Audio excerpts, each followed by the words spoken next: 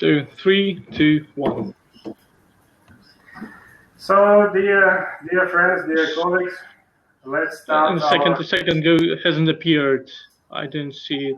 Yeah, there's difference in 10 seconds. So we start. Okay. Let's do it again. Dear colleagues, dear friends, I'm glad to continue our conference and start our next session. So this will not be like a conference report. This is a round table. So let me introduce my colleagues.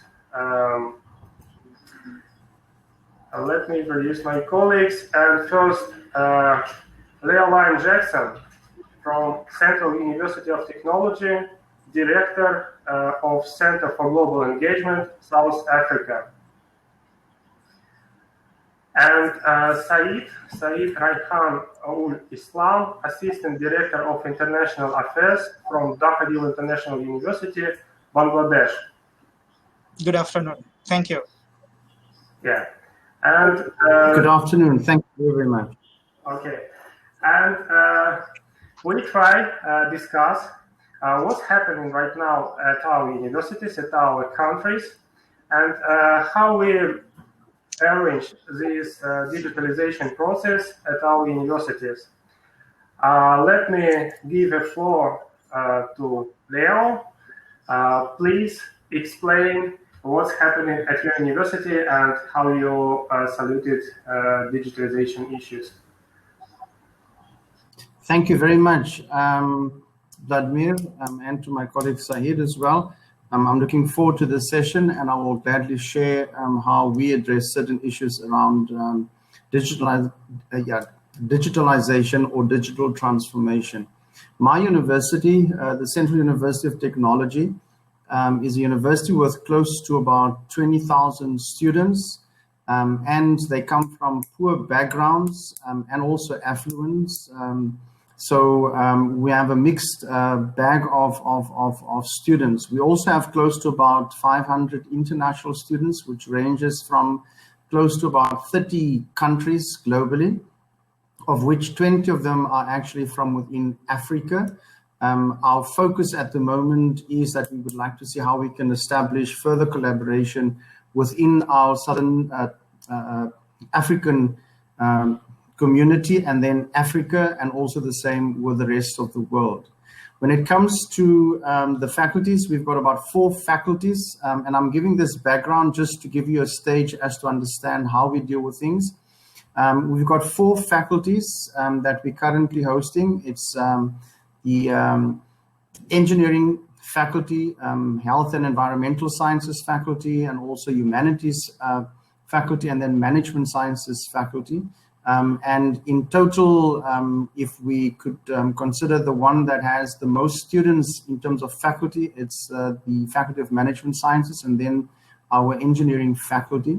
But with the 4 faculties, we try our utmost best to serve the students within a digital transformed environment. But I think a background as to how to understand the South Africa system is, and I think globally, everybody knew that in South Africa, we had something called apartheid, which is a segregation between whites and blacks.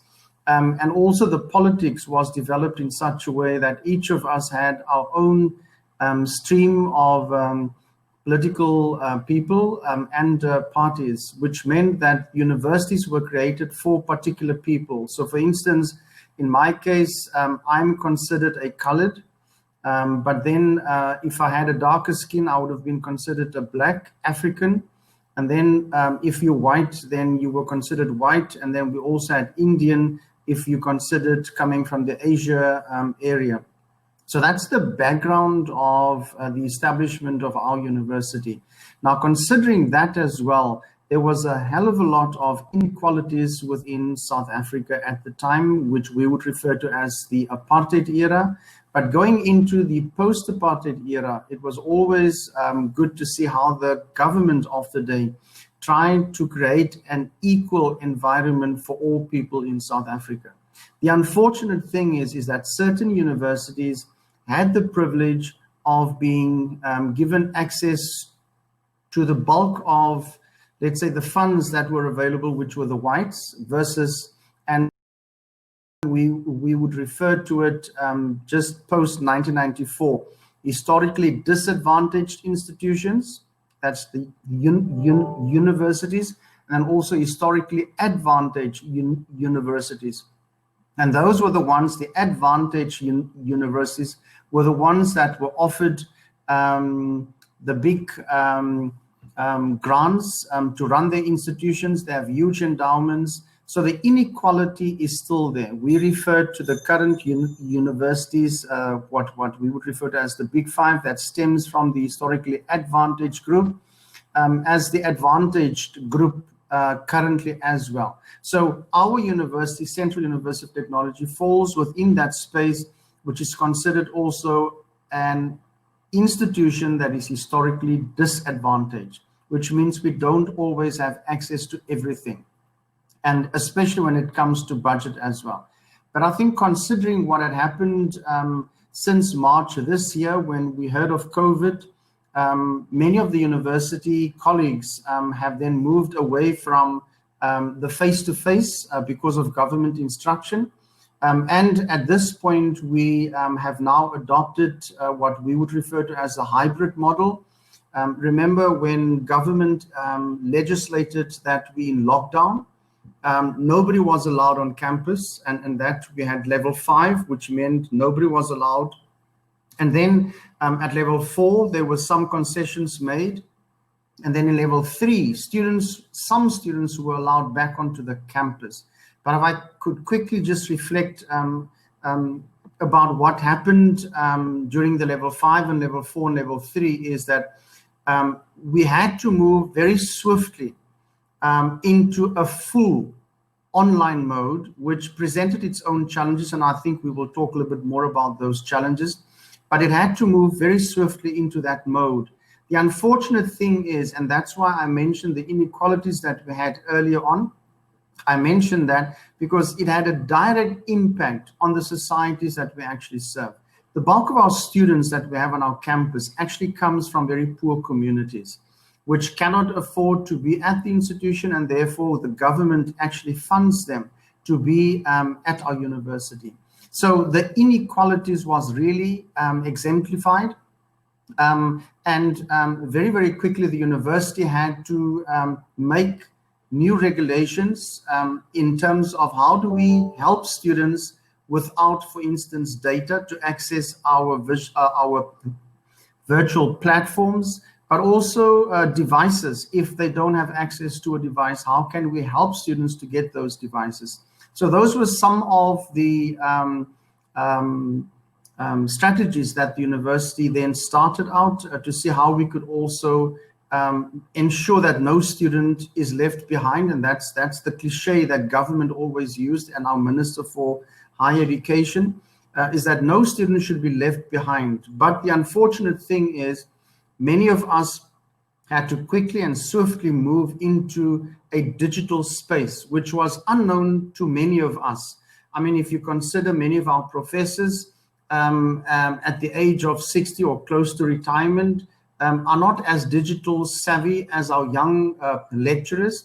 So we had to find ways to ensure that the best quality teaching and learning environment is being created for our students, which was not always an easy task. Because remember, many of our students coming from poor communities did not have access to data, did not live in an environment which would be considered as conducive for the student to actually thrive in his or her teaching and learning. Also very important is that our environment where these students are from, sometimes you would have power outages, which would limit them in terms of access to their work. But also they might live, let's say 5, 6, 10, 12 people inside a very small house, which means it is better for a student to have face-to-face environment, teaching and learning environment, than to be at home. So those were some of the challenges that we actually had. But quite important is that we moved swiftly, as I said, into this new face-to-face mode. This does not mean that we never had a hybrid model. And I think also for many of the universities in South Africa, when as early as 2015, you might have heard about Rhodes Must Fall, where colonialism was addressed, and the whole notion of decolonization of the curriculum, decolonization of the institutions was quite high on the agenda of our student organizations in South Africa, which very quickly followed by what we would refer to as the Fees Must Fall movement, where students then said, but they would like government to provide better access to higher education and provide free higher education. At the moment, the students won that battle, and many of our students from poorer communities actually have access now to funds from government to then enter into the university system so that they can also be awarded degrees. So all of this, these challenges had to be taken into consideration when we developed our full online mode. Now, I know that there might be some questions as to so what mode did you use, but I think for now, it is important that we do say, yes, we have succeeded, but not without challenges. Our biggest challenge was those students who during lockdown, the very first level 5, was in their home countries, and especially our international students. They were severely affected by this because they were not allowed to come back into the country. And also we struggled to even give them access to data like what we did to students in South Africa. And we actually, from now onwards, we're on level 1, and we are awaiting tomorrow, the 30th of September, that the minister will address us in terms of the process that needs to be followed to get our international students back to South Africa, because it's much easier to arrange with service providers to give students access to data, which normally is about 30 gig per month, and it is renewable on the account of the institution. The student doesn't have to pay anything. And also in terms of the systems that we use, we had further enhanced the different platforms. Students are also very savvy in terms of how they try to connect with one another, how do they create groups, working groups, joint groups that works on projects, and they've done pretty well. And the outcome of some of the results that we've had thus far was that close to about 80% of our students have submitted assessments so that they can be assessed for the coming up exams. So at the moment, if we talk about digitalization, there's a strong move that the institution, considering what COVID has demonstrated to us, that we need to move to a different teaching and learning mode, research mode, but also in terms of just connecting with the rest of the world. So at the moment, we are moving towards a digital transformation. And perhaps as we go on, I can talk a little bit more about that. I sincerely hope that's enough. Thanks, Vladimir. Thank you, Leo. I get that your case is totally different from our Russian one, but I have one question. May I ask, Syed? Okay. So am I right that this year and all this digital process and digitalization changed your society a bit, probably? So you start that you have segregation in higher education, and talking about digital online education is quite common for everybody, and it's like a way, like a kind of way for democratization. Am I right or not? Yes, most definitely. Thank you very much for the question. It is important that, as I explained, that the digital transformation, we have accepted that this is the new norm for our university, and that we need to take on board the different societies that we actually service. The unfortunate for us is that it's a very costly business, and I think also from government side, we don't always get the full funding share of the budget to support our digital transformation. Also quite important in terms of our societal involvement is we try and work very closely with schools. And that's where some of our bigger challenges are. We've got a system where some of our private schools are heavily endowed with funding and also have all the necessary digital transformation tools that they can actually use, whilst our government schools don't have it. So between us and society and trying to link up, how do we create a new type of society, it is quite difficult because the systems that our high schools in government schools are using is very different from what we're trying to give to students when they come to university. I hope I answered some of it. Yeah, yes. So thank you.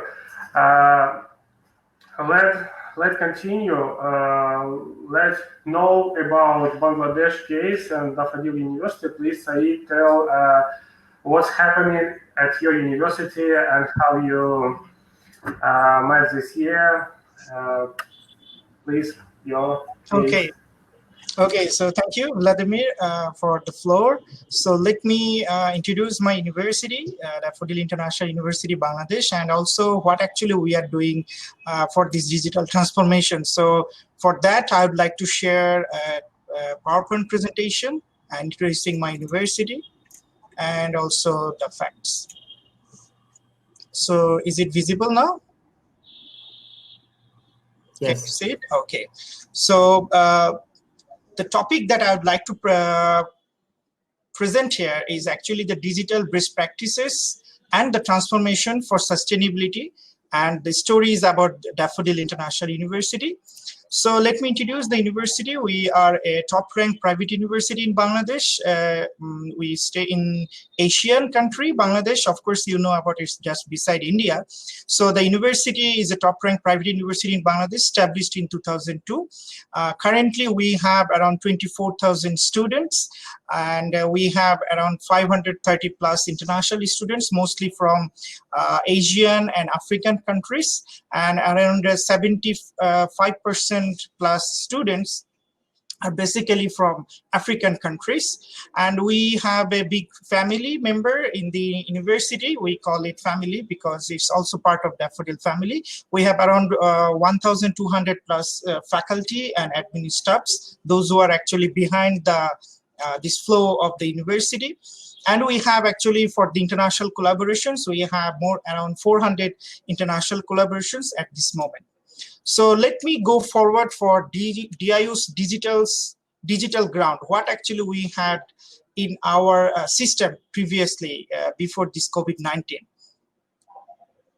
So before COVID-19, since the establishment, we call our university as a digital university. And with that motto, from 2010, we have initiated the practice of giving one student one laptop. And with that, since 2010 till now, we have distributed around 40,000 laptops among the students of the university. And with that, this is actually the first this kind of projects that implemented in Bangladesh. And following our ways, many other universities also did actually here.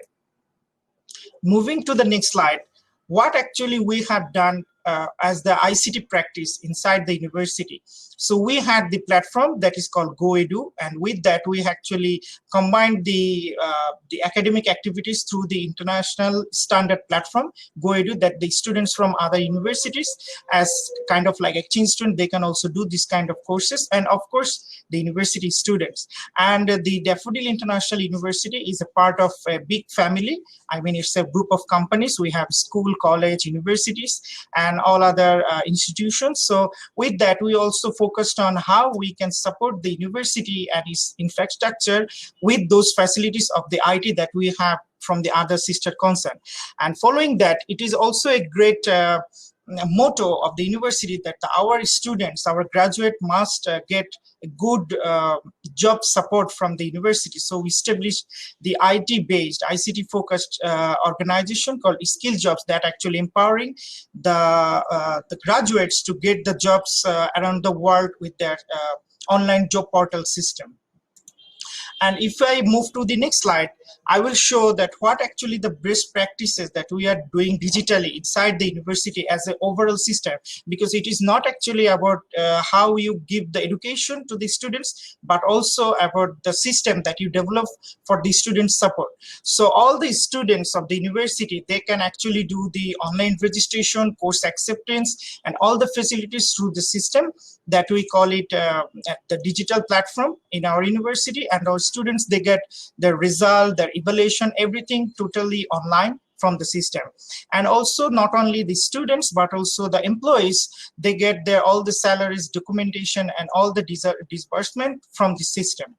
And beside that, we do have the mobile apps and SMS service for the students and everyone, so that they get all kinds of notices and information digitally without coming to the on campus. And beside that, for any kind of help from the IT or the requisition from the store, we developed the DIU store apps there, and you see from the slides. And also we have the e-tender and e-recruitment portal, where actually from the outside, those who would like to go for the recruitment inside the university, they can do it digitally. So these are actually the platforms that we are actually, pre-COVID, you can say that we used to practice inside the university as a digital part of the digital motto. And also, if I go for the best practices from the promotional point of view, like the universities here in Bangladesh and other these countries, they mostly focus on the printed mediums and other platform. But since our university establishment, we also focus on the digital platform. That's why we have established the campus radio, campus TV, DIU forum, where actually the students and also the DIU family members, they can actually take part and share their experiences. And also the community engagement is also a good part under this platform. And also the university education system, the courses that we actually teaching inside the university, all the materials previously we used to contribute everything electronically in the education ERP software that is actually developed by our university and the Daffodil online platform. And also we do have the DIU e-library, where actually the students from home or anywhere in the world, they can access all the materials and everything. We do have the strategical practices that we do, that is actually the university's strategy is to fit the graduate for the market. That is why our strategical platform is also focused on the digitalization. And moving on that, all our promotional and the university activity, we focus on the social media marketing platform, that we have 2.8 million followers in our social media platforms.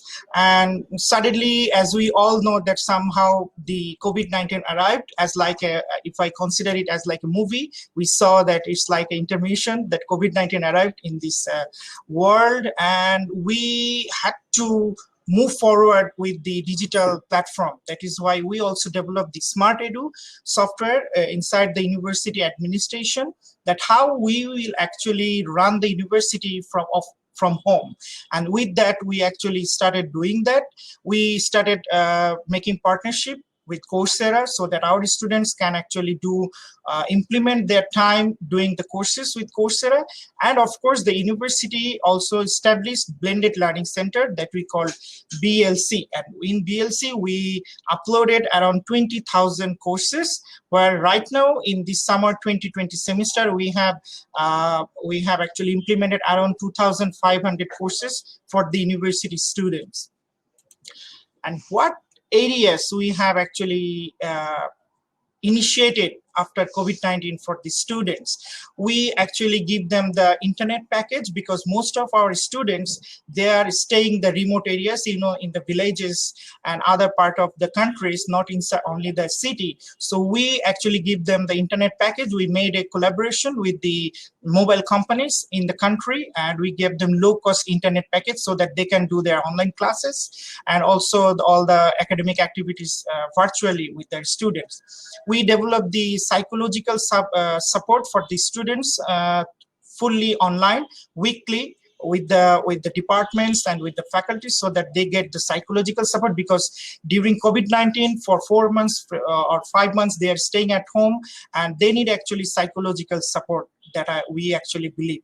And we also initiated waiver and installment support for the students during COVID-19, as we are transforming to digital platform fully. So students also need some support for their installment and waiver. So we give them around 50% waiver support for the students. And apart from that, we also give them employability skill test, because the students, they need to search for the job in this situation for the market.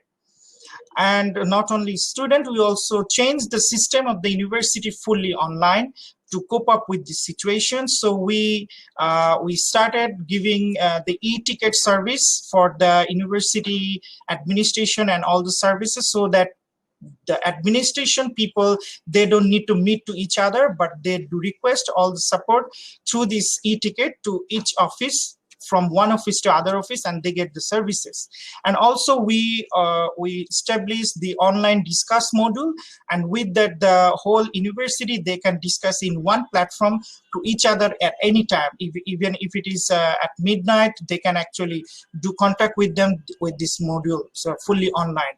And also we did job reporting, because we inside the administrations or the teachers, they don't know that how their teammates are working. So this job reporting is also one module that we implemented. We invested a good number of financial improvements and investment for the IT resources. And with this all, we are more on also focused on internationalization. So we move this idea fully virtual, because without virtually focused, we cannot move forward for these partnerships. So what we did, we regularly organized e-talks for the visiting faculty members at the university from our partners. We did collaborate online international learning, the COIL projects, we all know about it. So we did more collaborations on COIL projects. And also we have also focused on online global classroom, OGC, with our Asian partner universities. And beside that, we had the plan to host different events in this year. As you know, COVID-19 arrived, so we had to shift all our programs fully online. So we hosted our summer programs virtually. And we also did hackathon to combat COVID-19. We did the farewell ceremony that actually we do organize for the international students, but we did it virtually this year for the students. And also we did the online learning summit to focus on the online learning activities of this country. And we invited the education ministers and also the other officials, those who are actually related to the education. And moving to the last part of my presentation, I would like to focus on the impact of this transformation, as the university was very focused on digitalization since the beginning. And after COVID-19, we had this initiative. What impact we have actually experienced from this transformation of digitalization? So we feel that through this transformation, we got the sustainability of the university, because if we cannot give the support, if we cannot teach properly to the students, the university will not sustain. The system, the education will not sustain in the university. And with that, we got that it is more effective. It is cost effective as well as flexible, because sometimes we had to have more times in the works, but when it is virtual, sometimes it is more easy. We don't need to meet the people, but it's more easier now. And of course, we got the risks and time management, that it is helpful for us, that when it is virtual and when we transfer everything digitally.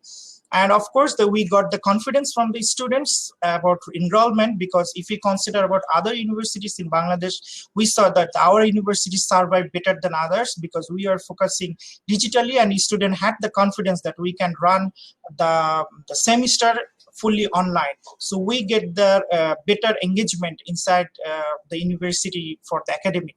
And of course, it impact on the uninterrupted education, and employers also had the satisfaction that we don't have any session job, but we are giving them the priority that they can pass out and they can get the job. And of course, it is when we are virtually moving, it is actually, we call it internationalization plus. That means it is the era that we have to think about not only the physical mobility, but we have to focus on the virtual mobility as well. And with this all, it is also one step ahead for us that we can move to achieve the SDGs. So that is all about the digital transformation and the practices we are doing in the university for a sustainable education in coming days as well. Thank you. Okay, Syed, thank you. Thank you so much. Dear participants of conference, dear attendants, if you have any questions, please feel free to ask them. We are waiting for your feedbacks, for your suggestions and proposals.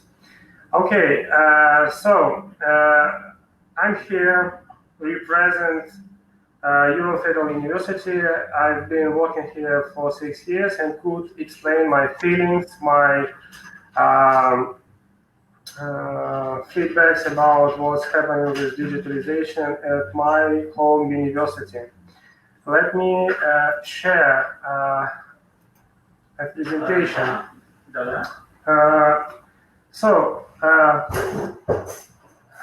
Talking about Ural Federal University and situation in Russia, we can say that this COVID and this situation with isolation find us unprepared. So this process of digitalization started here long before. And right now, our university tried to find new ways of cooperation with other Russian universities and international universities just to develop some virtual mobility. You just talked about this virtual mobility, but the fact is that different people, different universities give different definitions and understand this virtual mobility quite different. So, talking about international experience, you can see, but as you see, this data is not fresh, that the number of online courses and online platforms for education, self-education grow rapidly from year to year. And this year at 2020 year, number of courses in springtime grows up in fifth, in 10th time. And it's happening all over the world and here in Russia as well. So talking about digitalization, we mean not, so what do we mean? We mean, first of all, online courses or massive online open courses that our university designed and created, use other online courses from different universities and different platforms. And according to this mobility within online courses, we have our local inner rules, how to accept results of online certificates, how to transfer these results from one university to another, or from personal achievements to curriculum of our university. For sure, I guess that it's clear that online courses have benefits for users, for students, and these benefits are clear that you can, if you have an internet, for sure, first step, if you have an internet, you have an access for online courses. Many online platforms provide these courses for free of charge till the time you need a certificate. If you need a certificate, you should pay. And right now, there are too many platforms, so we can talk about international platforms, international platforms like Coursera. We can talk about national platforms. I know that there are quite many platforms in different states. So here in Russia, we have OpenEdu.ru, a national platform of open education. And the difference of this platform from other platforms that all courses on this resource created and provided by Russian universities in Russian language, and they accredited by Russian Ministry of Higher Education. So as I just talked before, this is an issue how to accept and recognize the results of online education, because platforms could be corporate educational platforms, like a huge company create educational platform, or some kinds of online universities which are not a university according to rules, but they so-called online universities, and they provide good content and good courses. How we, like university, can accept results, how employers and human resource managers could evaluate the results of education. So this is an issue for us at that time. What's happening in Russia in general? So in Russia right now, there are several federal programs to support and develop digitalization process at universities. You can see that there are young professionals program, digital education environment, and project education, just education. So according to these plans, by the end of 2024, more than 20% of students will master certain courses, disciplines, modules, including the format of online courses using the resources of other organizations. I guess that this year, the percentage of these courses which universities and students take from other organizations and other universities was quite high, even more than 20%. So let me show this quite complicated scheme of how it works. So there are universities and companies which produce content and online courses. There are user or student who can use and get this content, and there are platforms, online platforms, where these online courses, massive online courses, we can place. So our university, Ural Federal University, right now have already created 56 online courses for higher education programs with a bachelor degree and master degree. Most of them are in Russian, and these courses covered the core of bachelor programs according to Russian standards of higher education.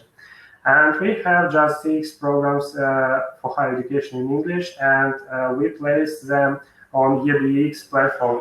For sure you know them. And you can find our courses from our university on this platform.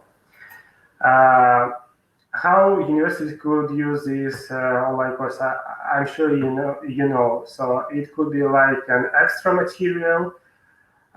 It could be used in curriculum, like blended learning, and it could be used like absolutely online courses with certificate. What's the graphic you can see on this slide?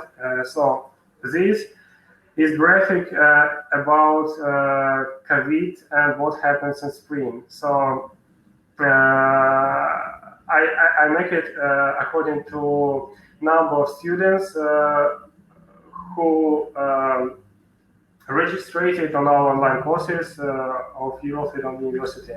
So when this happened in spring, we in Russia also, as everywhere, go for isolation, and we can't continue traditional way of education at universities. And according to the order of our Minister of Education, all universities should open their online courses for other universities which still don't have online courses, just to finish our academic year. And you see that in April happens this rapid growth, this peak of registration on different online courses. And then you see started June, July, the time of exams and tests, and number of new registration declined.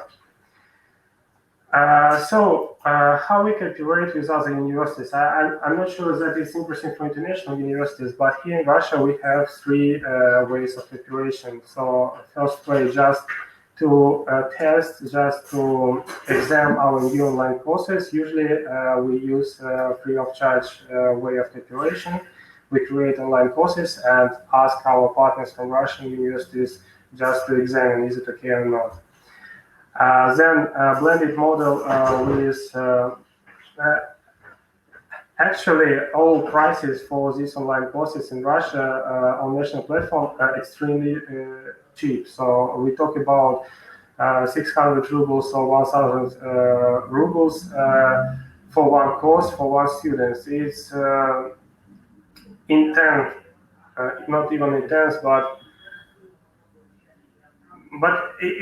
so if we talk about some commercial projects and online universities which produce content on online courses, the price could be, for example, 40,000 rubles per person for one course. If we talk about federal and state universities, you see that the difference is just 1,000. It's a symbolic price. Okay. That's briefly what I would like to say about situation in my university, in my state.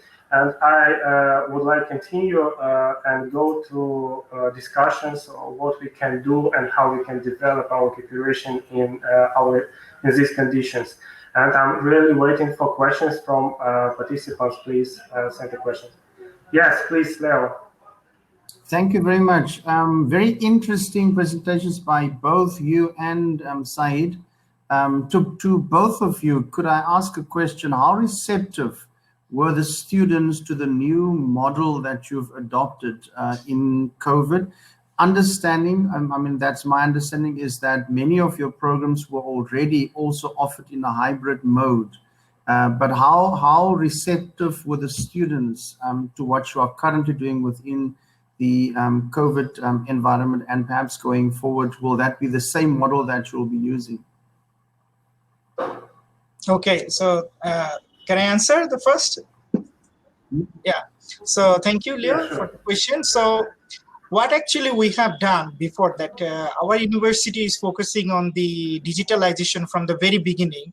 So what we give the idea in mind to our students that if they want to fit for the global platform, they must accept these ICT focused things or the courses, and they need to accept it.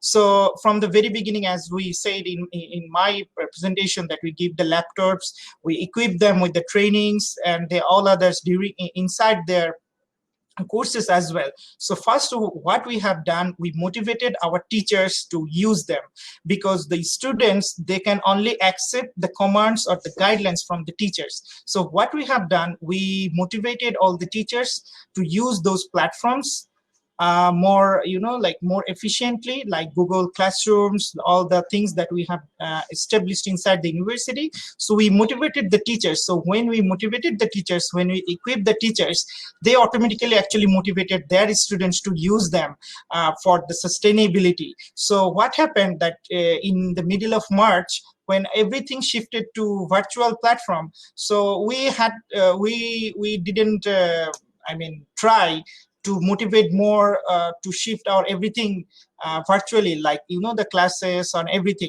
Our teachers, they themselves actually did that, because they had it in their mind, and they actually guided the students to do the same. Yes, we had some difficulties, as you know, that the students are spreading all around the country, and the network, the online platform is not always the same, and the speed of internet, whatever you say. So students were frustrated sometimes. So the whole system actually was planned that if the students are frustrated, if their marking, the evaluation, everything is not the good way, we have the separate committee to evaluate that. the academic committee, and also we have the psychological, the coordinators, they actually guided them the same. So it is actually the overall system. It is not only the courses, not only the classes, because if you are not psychologically fit, maybe you are not okay with the educational platforms or whatever we do have. So the overall system, we had actually make a balance so that the students can be fit for any situation, if it is virtual or if it is blended, whatever you say, or maybe the hybrid, like what we have the plan in mind, that very soon maybe we'll go for hybrid, like maybe the 30% students, those who are actually in the remote area, we'll bring them on campus in the hostels, but the other students, those who are in a good situation or maybe in the city, they should not come to on campus. But the students, those who are out of the city, out of the good network, they can come and stay on campus and they can get the good support. So we are actually also planning on the hybrid model to support them. So that is actually from my part. Let me answer the same question. I can't say that we had any issues with students. We had quite more issues and troubles with our professors and instructors, because here in Russia, almost all the students have their laptops, computers, mobiles, and this equipment is enough to get access for online courses or for distance learning or keep in touch with professor. But due to the fact that some of our instructors are not so maybe young or good equipped as students, in spring at our university was open and prepared several classrooms for professors. If they need, they could come and deliver lectures and consult students through these spaces and areas.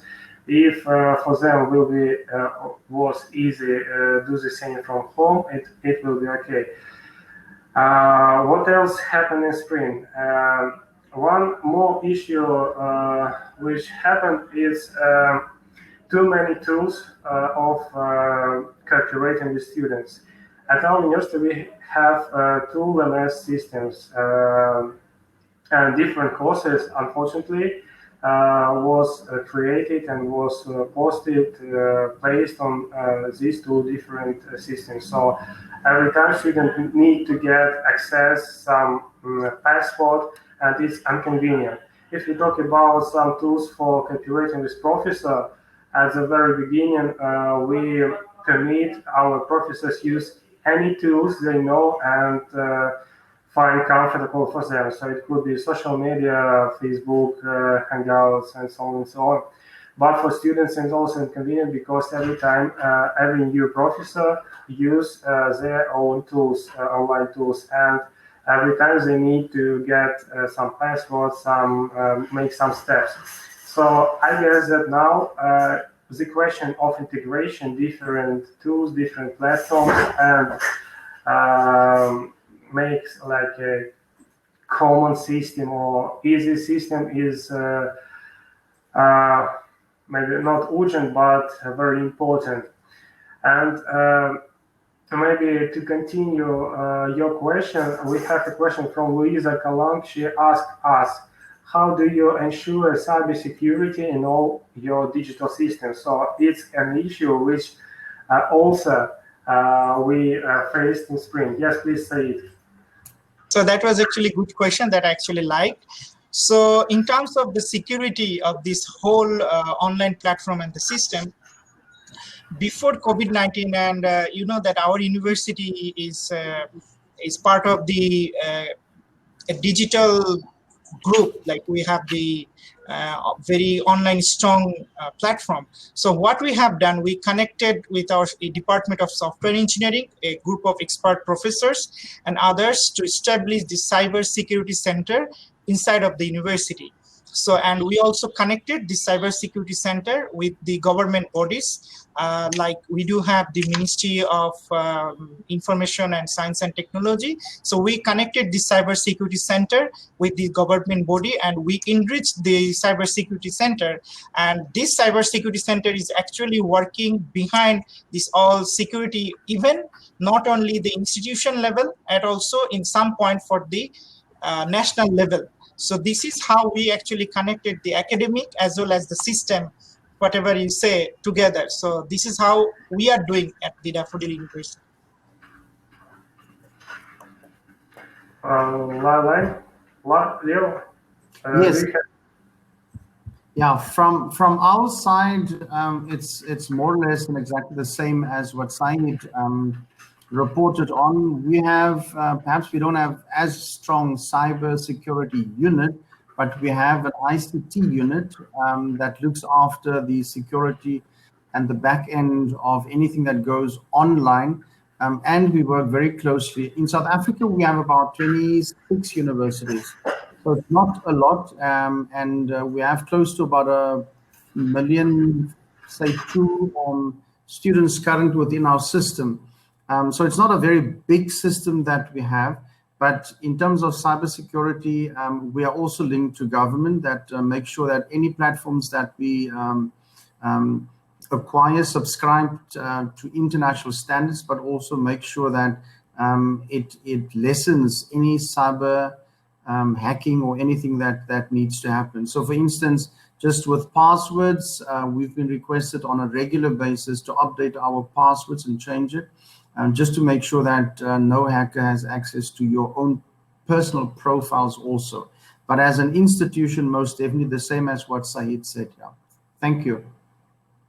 As for my university, I can say that we have a separate division at our University for Cybersecurity, and according to local rules, all personal data should be preserved on our local university servers.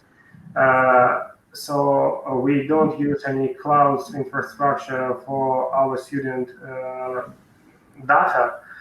But talking about online platforms, and I guess that we could answer next question from Maria. Are there any advantages and disadvantages of the platform use? So we can guarantee security of our students and security of their data if they use any platform. This is not our university platform. We have our own, and we could control this information. We trust to our national platform of open education because they have too many strict rules. But if you talk about some online universities, corporate online education platforms, it's up to you. So if you trust them, if you share your information, okay, you get certificates, we could evaluate it. So in this case, some local universities, platforms, and national ones have advantages, but other platforms could have other advantages as well. What do you think, colleagues? Are you agree? Yes, I fully agree. I think from our side also, the advantage or disadvantage is the type of platform that the institution chooses to use.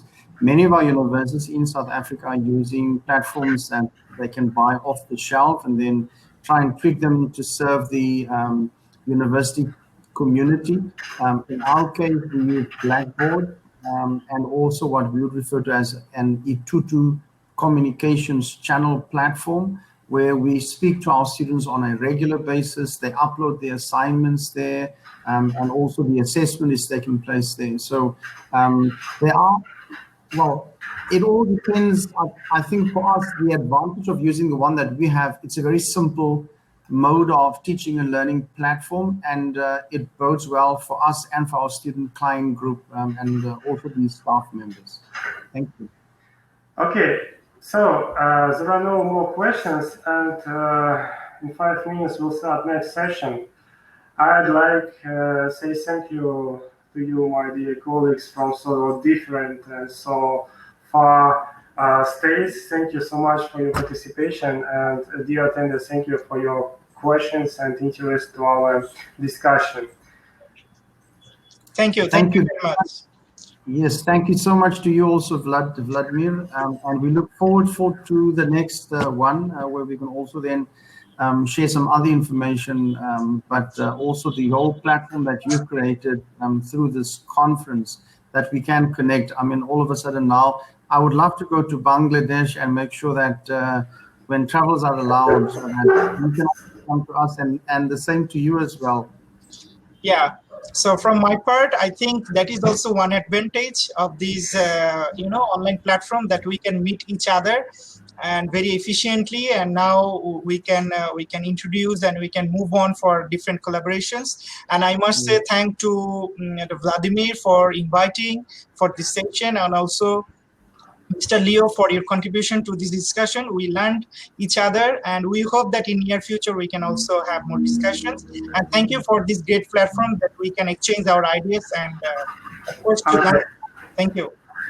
Thank you, colleagues. Keep in touch. I'm ending the session. I'm stopping. Thank you very much. Thank you.